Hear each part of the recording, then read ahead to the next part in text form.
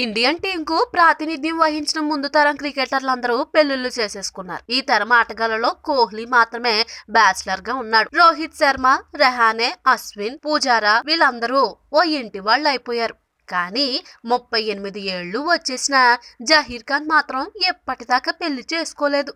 చాలా ఏళ్లు పెళ్లి వాయిదా వేసిన యువరాజ్ సింగ్, హర్భజన్ సింగ్ కూడా ఈ మధ్యే తమ జోడీల్ని వెతుక్కోగా జహీర్ మాత్రం ఒంటరిగానే ఉండిపోయాడు. గతంలో ఈషా శర్వాణి అనే బాలీవుడ్ భామతో ప్రేమాయణం నడిపిన జహీర్ ఆమెతో బ్రేకప్ అయ్యాడు. ఆ తర్వాత జహీర్ ఒంటరిగానే కనిపిస్తుండటంతో ఇక అతను పెళ్లి గిల్లి చేసుకోకుండా ఉండిపోతాడేమో అనుకున్నారంతా.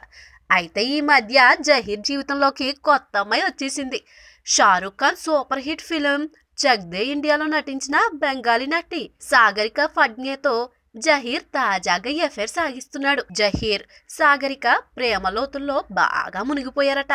వీళ్ళిద్దరు జంటగా యువరాజ్ పెళ్లి వేడుకకు కూడా హాజరై కనువిందు చేశారు. యువీకి వివాహ శుభాకాంక్షలు చెప్పిన క్రికెటర్ రోహిత్ శర్మ నెక్స్ట్ జహీరే అంటూ ట్వీట్ కూడా చేయడం విశేషం. అంతర్జాతీయ క్రికెట్ కు గుడ్ బై చెప్పేశాక కానీ జహీర్ కు పెళ్లి చేసుకునే ఆలోచన రాలేదేమో. గత ఏడాదే అతను రిటైర్మెంట్ ప్రకటించిన సంగతి తెలిసిందే.